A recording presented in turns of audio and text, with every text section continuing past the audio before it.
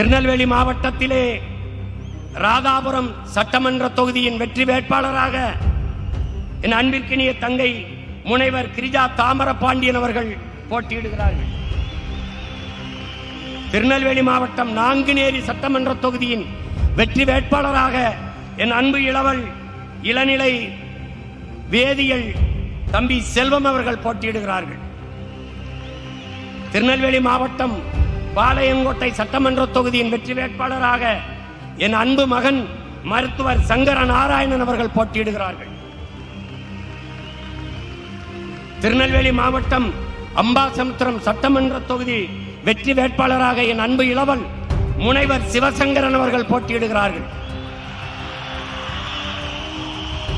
திருநெல்வேலி மாவட்டம் திருநெல்வேலி சட்டமன்ற தொகுதியின் வெற்றி வேட்பாளராக என் அன்பு தங்கை இளநிலை வேதியியல் பா சத்யா அவர்கள் போட்டியிடுகிறார்கள்.